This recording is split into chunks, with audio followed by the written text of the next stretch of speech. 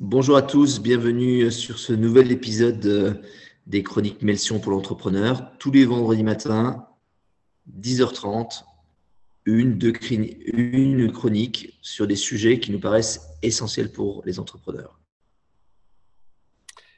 Et donc aujourd'hui, nous allons vous parler de plusieurs sujets dont nous espérons qu'ils vous aideront à prendre de meilleures décisions, à prendre du recul et à avancer dans votre parcours entrepreneurial. Pour ma part, je vous parlerai d'un modèle mental qui s'appelle la pensée probabiliste, hein, qui va continuer la séquence des modèles mentaux dans lesquels nous avons déjà parlé, du principe de Pareto, du cercle de compétences et d'autres modèles mentaux qui peuvent vous être utiles. Mais pour commencer, Jean-Christophe, quoi vas-tu nous parler? Je vais vous parler des petits jobs, des petits jobs. Alors, attends, ça a sauté d'une page à l'autre. Je vais vous parler des petits jobs, c'est-à-dire de ces boulots, de ces petits boulots qui nous entourent. Et il se trouve que vous n'êtes pas sans savoir que ces temps-ci, il y a pas mal d'entreprises qui ont du mal à recruter. Alors évidemment, vous en avez surtout entendu parler sur des postes très qualifiés, hein. Vous avez surtout entendu parler pour des gens qui ont du mal à recruter des informaticiens ou des comptables. Mais quand vous en discutez avec les entrepreneurs, vous apercevez que c'est aussi vrai pour des postes avec zéro qualification, pour des petits jobs. Par exemple, les aides-soignants ou le personnel de ménage, ou bien les femmes de chambre ou les garçons de café ou les gens qui font du gardiennage et de la sécurité. On en parlait pas plus tard qu'hier avec Patrick. Euh, Si vous allez prendre un avion à Roissy, eh bien, prenez un avion qui part dans les premiers parce que après, au fur et à mesure de la journée, le backlog des gens qui attendent pour passer la sécurité devient tel que vous risquez de rater votre avion et qu'il y a de nombreux vols qui sont annulés pour cette raison. Alors, dans cette chronique, nous allons voir l'ampleur du problème, ses causes, et puis on essaiera de trouver des moyens pour résoudre à l'échelle de l'entrepreneur ces questions de recrutement du personnel peu qualifié. Alors, moi, j'ai quelques clients qui sont dans le service à la personne âgée. Pour eux, c'est 5 à 10% de personnel manquant. C'est-à-dire qu'en fait, avec les clients qu'ils ont actuellement, ils n'arrivent pas à servir 5 à 10% de leurs clients parce qu'il leur manque du personnel. Donc, c'est énorme en termes de marge perdue, c'est énorme en termes de personnes âgées qui ne trouvent pas quelqu'un pour les aider.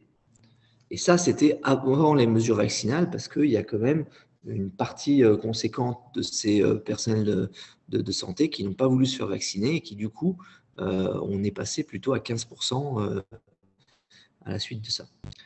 À San Francisco, d'où je reviens, il y a des restaurants qui ont dû procéder à des augmentations de 50% de salaire en cuisine, tellement ils avaient du mal à faire revenir au travail des employés peu qualifiés.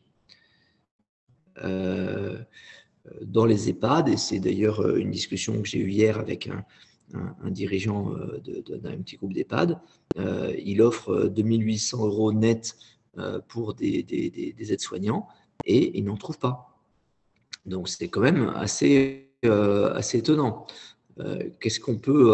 Comment est-ce qu'on peut analyser ça? Eh bien, il y a des causes qui sont liées à la distance et au transport. Parce qu'en fait, parfois, on cherche des gens pour un travail assez peu qualifié et assez peu payé.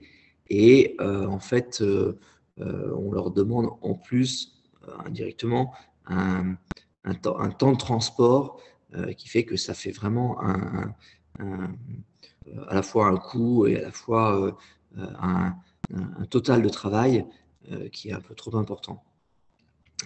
Parfois, c'est une question de ne pas avoir un permis ou de ne pas avoir de voiture, notamment quand on parle en province où il faut se déplacer, être capable de se déplacer. Donc, pour beaucoup, ça les contraint à travailler dans la ville et à ne pas pouvoir aller dans les périphéries.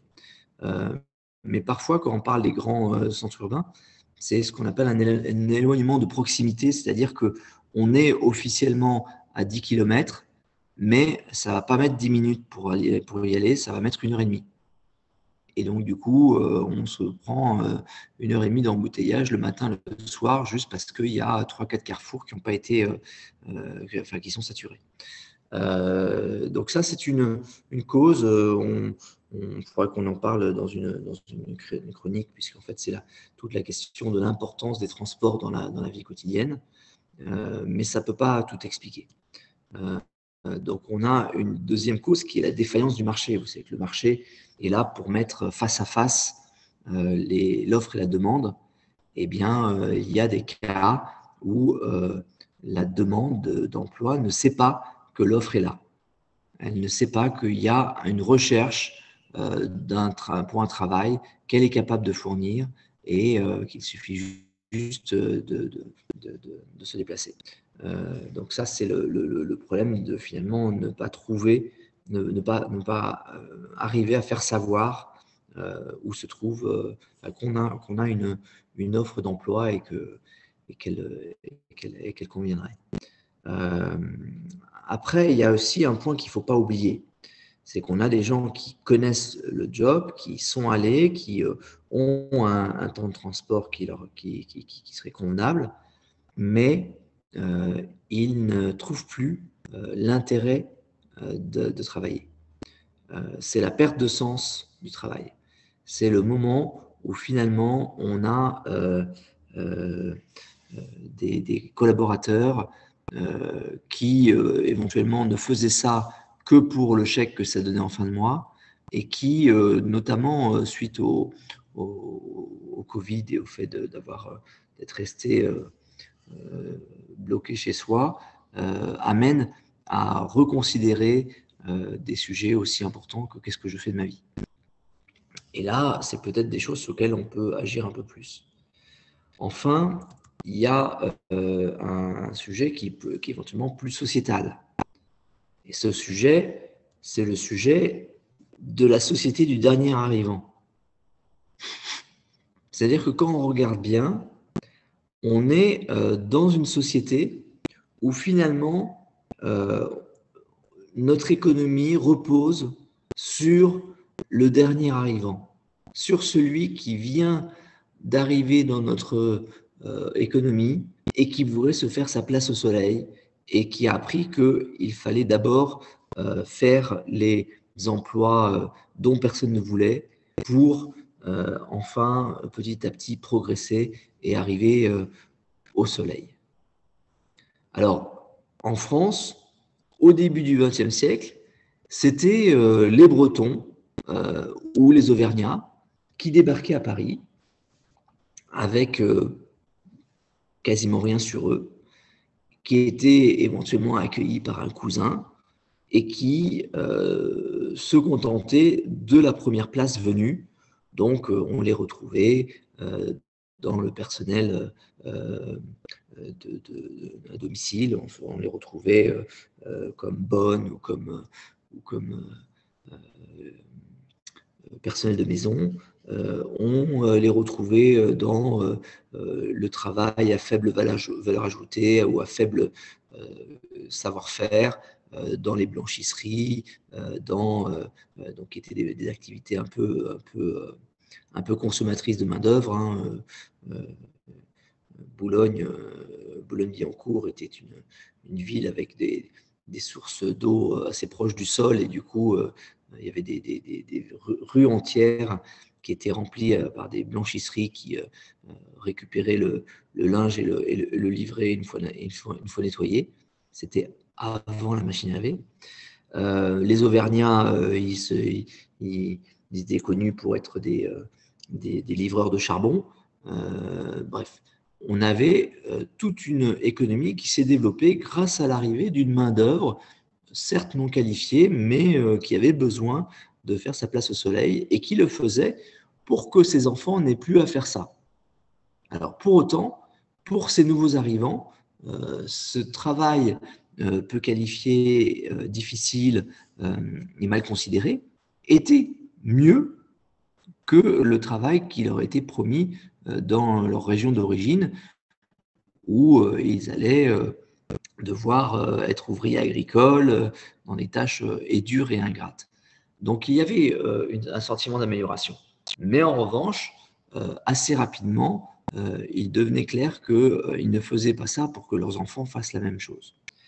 Et c'est vrai avec les nouveaux arrivants qui ont succédé, donc les Italiens qui fuyaient l'Italie du Mussolini, les Polonais, les Espagnols qui fuyaient la guerre civile, puis les Portugais, les Nord-Africains, puis les Africains des régions, des zones sahéliennes et subsahéliennes.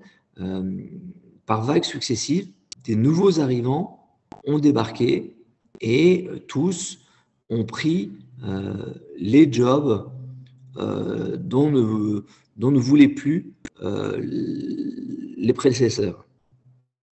Et ça pose des questions. La question, c'est, bon, peut-être que nous, on va avoir les Ukrainiens bientôt, mais après, comment ça s'arrête? Est-ce qu'il n'y a pas un moment où finalement, on n'a plus de nouveaux venus? Et en particulier, c'est une fiche de lecture qu'on vous avait présentée il y a quelques années lors d'un de nos séminaires, et en particulier quand on comprend que la population de la planète est en train de ralentir sa croissance démographique et qu'on va vers une contraction à partir de 2050 et que du coup, dans les années à venir, les pays qui fournissent en main-d'œuvre l'Occident vont avoir une tendance naturelle à garder leur force de travail parce qu'ils n'en auront plus assez. Donc, est-ce qu'on est condamné à attendre les derniers arrivants et est-ce que on va avoir ou est-ce qu'on peut avoir une autre façon de travailler, mais c'est au niveau sociétal, parce que on peut vraiment se poser la question de la capacité à durer d'un modèle comme celui-ci. Alors, qu'est-ce qu'on a comme solution pour l'entrepreneur? Alors, la première solution, c'est de repenser le transport de vos collaborateurs. C'est-à-dire que il fut un temps pas si lointain où l'entrepreneur qui avait une usine un peu éloignée du centre-ville, eh ben, il montait une navette, un bus qu'il affrêtait et qui venait chercher les collaborateurs tous les matins dans le centre-ville. Ça peut être une façon de résoudre le sujet. L'autre façon, ça peut être d'offrir le permis ou d'organiser des formations au permis avec une école avec laquelle on ouvre un partenariat. Enfin, il y a des moyens de résoudre le problème quand le problème est la question du transport. Maintenant, il y a la question du marché qui n'est pas efficient. Et donc là, ça pose la question qu'on avait déjà évoquée au travers de certaines chroniques, qui est la question de l'évolution qu'on demande aux ressources humaines, qui en France sont très très marquées par les contraintes juridiques, sociales qui pèsent sur l'entreprise, mais qui finalement vont devoir, dans un certain nombre de cas, partir plus sur une forme de marketing pour identifier, contacter, convaincre les futurs collaborateurs qu'ils ont un boulot qui les attend chez nous. Maintenant, le plus gros de l'effort, c'est le renforcement du management. Parce que vous faites travailler des collaborateurs qui ne comprennent pas l'intérêt et le sens profond de ce qu'ils font et qui n'ont l'impression d'être là que pour faire leur chèque, que pour recevoir leur chèque de fin de mois, c'est un sujet de management. C'est qu'il y a quelque chose que vous ne faites pas bien. vous avez un problème à donner du sens. Vous n'avez pas suffisamment fait le chaman. Vous n'avez pas suffisamment mis en perspective l'importance de la tâche qui est faite par vos collaborateurs. Une aide-soignante, elle a un rôle capital pour les personnes âgées qu'on vient aider. Elle est plus qu'un simple employé qu'on peut envoyer à un endroit et à un autre et qui doit faire son job et nettoyer les ordures des autres. Elle est une aide essentielle à la vie de personnes âgées qui sont en dépendance, par exemple. Et puis, il y a un autre travail de management qui est d'essayer de favoriser au possible le travail d'équipe, de permettre à chacun de se sentir partie prenante d'un groupe, d'une organisation, d'un ensemble humain. C'est la demande de chacun. On passe la plus grosse partie de son temps au travail. Il est donc essentiel que ce temps soit un temps adapté, soit un temps de joie et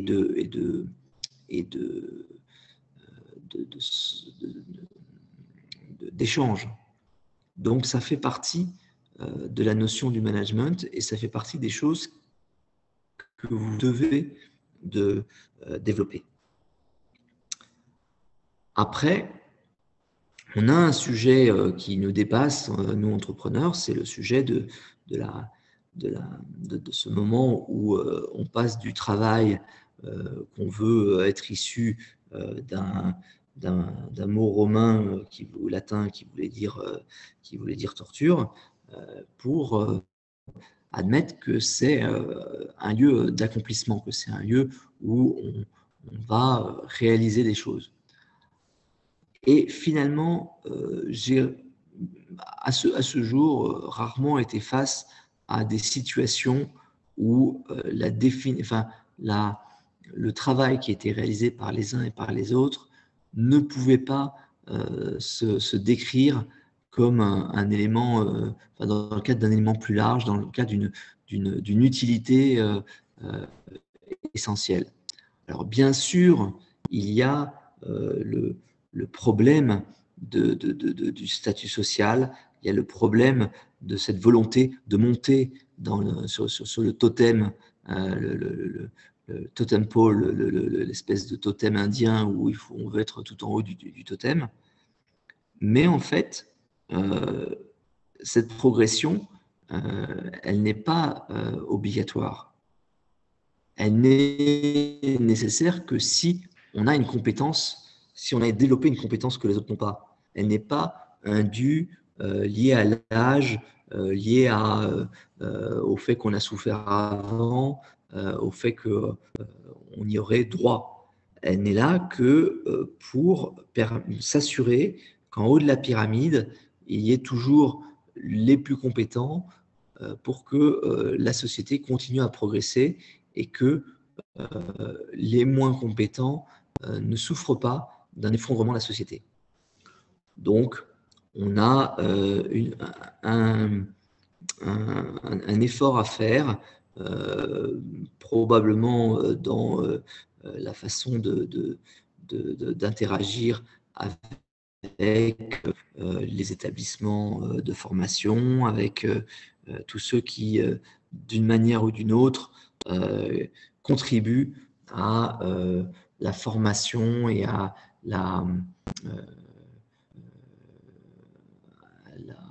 l'état d'esprit des nouvelles générations dans la compréhension de la société dans laquelle on vit et de ce qui est, on va dire, notre avenir commun.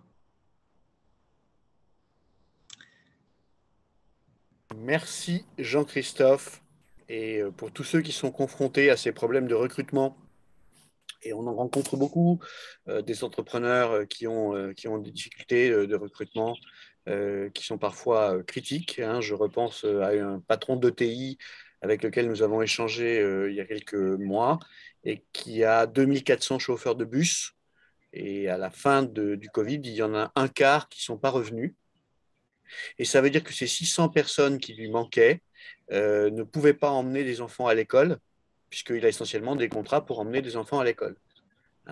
Et donc, quand vous avez 600 chauffeurs de bus qui vous manquent, eh bien, tout d'un coup, c'est assez ennuyeux parce que les bus, ils ne vont pas sortir tout seuls du dépôt et les enfants, ils ne vont pas conduire le bus à la place des chauffeurs agréés. Donc, ça peut être des cas de ce type-là, et pourtant, un job de chauffeur de bus, c'est plutôt bien payé et c'est plutôt gratifiant puisque vous avez une capacité de transport, vous avez un droit euh, qui vous donne enfin, des études, un diplôme quelque part, qui vous donne le droit de transporter d'autres êtres humains. Et du coup, eh bien, vous le rencontrez un petit peu partout, comme le disait Jean-Christophe, sur des choses aussi basiques que le nettoyage, le gardiennage, la sécurité, mais aussi sur des jobs finalement qui sont garçons de café ou serveurs ou plongeurs. Voilà. Chauffeur poids lourd, l'Angleterre qui a, depuis le Brexit, a coupé l'entrée des migrants européens, se retrouve avec un problème d'emploi qui est considérable. Alors c'était fait exprès, puisque l'idée c'était on va redonner du travail aux Britanniques. Mais on s'aperçoit que le travail qui était pris par les émigrés est-européens, c'était celui que les Britanniques ne voulaient pas prendre. C'est vraiment cette économie du dernier arrivant. Voilà, merci Jean-Christophe, on en reparlera et n'hésitez pas à poser vos questions dans les commentaires. Euh, je vais moi-même Merci. maintenant vous De quoi emmener, vas-tu nous parler? eh bien, je vais vous emmener dans le monde de l'incertitude, dans le monde où on ne sait plus réfléchir. Et je vais vous proposer de penser de façon probabiliste. Alors, qu'est-ce que ça veut dire? Eh bien, d'abord, une petite citation pour commencer, comme toujours.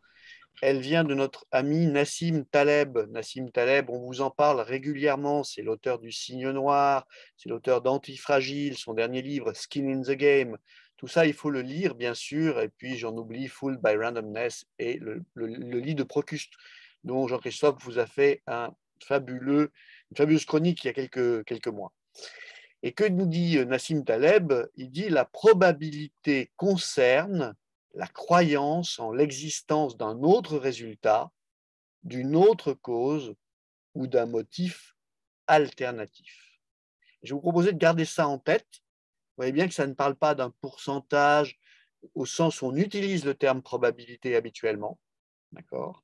Et ça parle simplement de ce qui pourrait se passer d'autre que ce que vous avez imaginé. Gardez ça en tête et commençons notre voyage dans la pensée probabiliste. D'abord, arrêtons-nous un instant parce que dans notre culture, l'incertitude, c'est un gros mot, particulièrement dans des postes de décisionnaires comme les postes de manager ou d'entrepreneur, voire même le poste ultime de président. Bien sûr, c'est confortable d'avoir une réponse claire, oui ou non, blanc ou noir, on, off, ça marche pas, c'est super confortable. Ouais, mais cependant, la pensée binaire, cette façon de regarder le monde en blanc, en noir, en oui, en non, ça fonctionne dans certaines circonstances. Et dans la plupart des cas, ça ne fonctionne pas parce que nous sommes dans un monde complexe et incertain. Et donc, il nous faut un outil, un modèle mental plus utile, plus fonctionnel, c'est la pensée probabiliste. Une petite leçon de poker. Peut-être que vous regardez les tournois de poker à la télévision, peut-être que vous jouez vous-même au poker. Les meilleurs joueurs semblent être ceux qui calculent les probabilités. Ils font des paris qui sont guidés par une analyse rationnelle. Il reste encore 2 valets dans le jeu. Il reste encore tant de cartes dans la main du dealer. la probabilité que sorte un valet dans la prochaine main est donc de X. Et pour autant, ils ne peuvent pas garantir un résultat particulier. Ils peuvent juste augmenter la probabilité de réussite de leur pari ou faire le pari ajusté à la probabilité d'occurrence. C'est une meilleure façon de le dire comme ça. Alors, cette leçon des joueurs de poker aujourd'hui, est-ce qu'elle peut s'appliquer aux entrepreneurs? Alors, je vais vous dire, finalement, pour la plupart des gens, probabilité, oui, j'en ai entendu parler, mais on a mieux, non? C'est la prévision. Et donc, vous trouverez, même chez les entrepreneurs, beaucoup de gens qui vous disent ah, moi, j'ai prévu les différents cas, je vois comment ça va se passer. Et j'aimerais vous rappeler quelques vérités inconfortables. D'abord, la prévision, c'est une façon assez ancienne d'essayer de prévoir le futur. Hein, vous imaginez ce qui va se passer dans une semaine, 2 semaines, 1 an, 10 ans, dans, je ne sais pas moi, le marché de l'automobile, le marché du transport aérien, l'évolution de la demande pour les shampoings pour les chauves, et vous essayez de prévoir le futur. Il existe des shampoings pour les chauves. C'est une façon de regarder le monde qui est très rassurante. Je suis le ministre de l'économie et des finances, je prévois que l'inflation sera temporaire. Et puis, 8 mois après, je dis, finalement, ça va durer un peu. Chaque fois, j'ai fait une prévision, et la prévision, eh bien, elle est presque toujours fausse. Qu'est-ce que ça veut dire, un outil qui est presque toujours inutilisable? Pourquoi est-ce qu'on continuerait à utiliser une perceuse qui ne fait pas de trou, un couteau qui ne coupe pas, hein? Eh bien, c'est souvent une fraude intellectuelle. La prévision, c'est une façon de vous endormir que quelqu'un d'autre va faire contre vous, parce que ça ne marche pas, mais ça va vous amener dans une fausse situation de confiance. Et donc, du coup, on aimerait tous que la prévision soit juste, mais c'est presque jamais le cas. Ce qui veut dire que pour un entrepreneur, utiliser l'outil de la prévision, c'est se leurrer lui-même. D'accord ? Il y a des choses dans la méthode qu'on utilise pour faire des prévisions qui sont utiles, et notamment la définition des données de base, ou des grandes variantes, ou des grands drivers que vous allez trouver dans une analyse. Ça, c'est utile. Mais d'arriver à une prévision elle-même, ça n'est vraiment pas utile. Alors, qu'est-ce qu'il faut faire? Il faut se lier d'amitié avec l'incertitude. Qu'est-ce que c'est que se lier d'amitié avec l'incertitude? C'est d'accepter qu'on ne sait pas. On ne peut pas prévoir le futur. D'accord? Et donc, c'est très difficile. C'est très difficile parce que si vous ne savez rien de ce qui va se passer dans 1 seconde, 10 minutes, demain ou dans 3 semaines, comment pouvez-vous exercer le rôle qui est le vôtre de dirigeant? Ça paraît presque antinomique. Mais quand on comprend qu'on n'a qu'une compréhension partielle du monde et que ça nous inquiète, mais qu'on peut vivre avec, eh bien, on commence à voir que la solution, c'est de probabiliser les résultats envisageables. Parce que probabiliser les résultats envisageables, ça permet de construire une carte des possibles. Je prends un exemple. Vous êtes le capitaine d'un transatlantique qui quitte le Havre pour New York. Vous avez une carte météo et vous avez une radio et vous avez votre expérience. Et vous savez qu'au mois de septembre, dans l'Atlantique Nord, il est possible qu'il y ait une tempête qui se propage et donc vous savez que vous risquez de rencontrer du gros temps. Mais vous n'en êtes pas certain. Et du coup, qu'est-ce que vous faites? Bien, avec votre radio, ou votre outil de communication, vous communiquez avec les capitaines des bateaux qui sont devant vous. Et vous leur demandez dans quelle situation sont-ils eux-mêmes à telle partie du parcours. Et puis, vous essayez de mettre à jour la carte météo du mieux que vous pouvez au fur et à mesure que vous avancez. Ce que vous faites ainsi, c'est de réduire l'incertitude et de donner une probabilité plus forte à certains de vos scénarios. Et c'est de cette façon-là que vous pouvez vous lier d'amitié avec l'incertitude. Je vais vous dire quelque chose tout à l'heure qui m'a fait beaucoup réfléchir. En conclusion, qu'est-ce qu'on peut tirer de ça?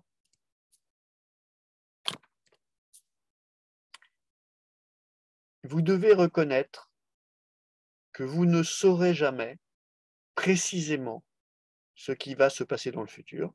Et le plus vite vous prenez cette façon de voir le monde, et le plus vite vous commencez à être dans la réalité et dans la capacité de prendre des décisions utiles. Vous pouvez dire régulièrement « je ne suis pas sûr ». Et je vous propose de le dire avant, à chaque fois que vous vous préparez à asséner votre croyance à propos d'une situation ou d'un événement qui pourrait se produire. Vous pouvez vous demander en permanence qu'est-ce qui pourrait se passer d'autre que votre scénario principal. La notion de scénario principal, c'est celui qui a la plus forte probabilité d'occurrence. Mais comme le disait Michel Godet, le professeur du CNAM, que Jean-Christophe et moi avons eu tous les deux comme professeurs, même le scénario le plus probable est minoritaire. C'est-à-dire qu'il n'a que peu de chances de se produire, même si c'est le plus probable des scénarios. Donc, la construction d'une réflexion par scénario et le fait d'admettre qu'il y a des probabilités d'occurrence différentes sur ces scénarios ne vous garantit pas que vous savez ce qui va se passer, elle vous garantit que vous avez d'autres scénarios que votre scénario principal. Et puis, vous devez découpler la notion de bonne ou de mauvaise décision du résultat. Et c'est là que je me suis fait retourner la tête il n'y a pas très longtemps. Il arrive qu'une mauvaise décision produise le résultat souhaité. Je le redis doucement. Une mauvaise décision produise le résultat souhaité. Alors vous allez me dire, mais oui, mais c'est plus une mauvaise, c'est une bonne. Non, non, non, non.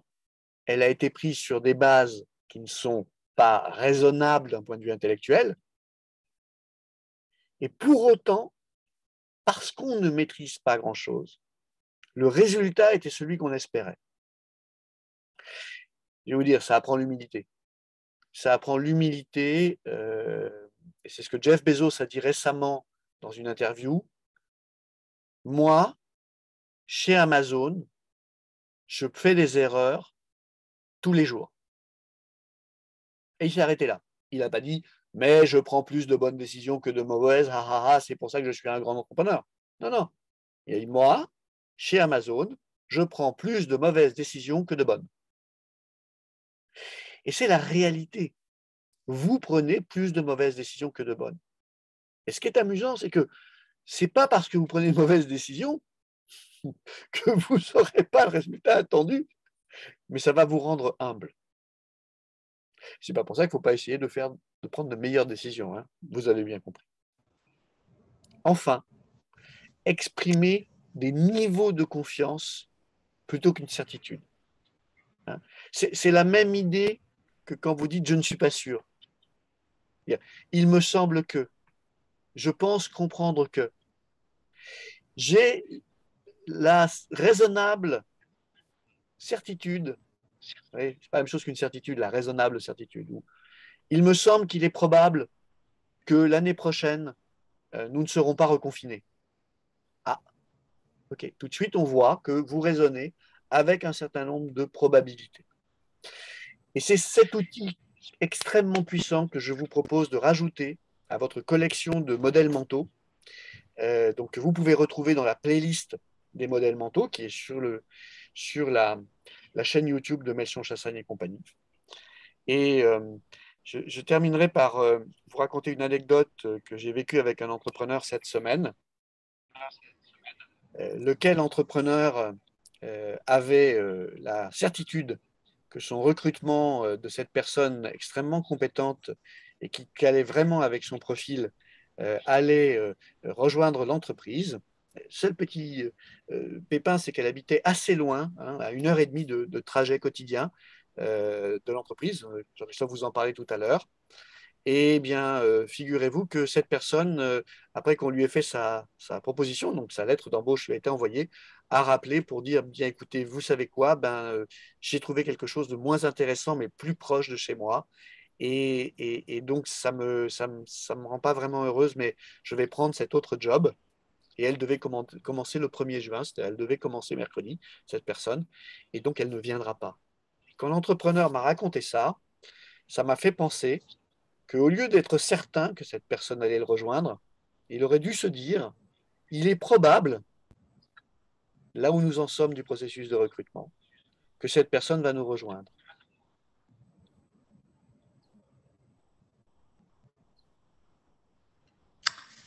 Merci, Patrick. Effectivement, ça nous apprend pas à être humble, mais ça nous met dans une posture d'humilité. Donc, ça nous permet de pratiquer l'humilité.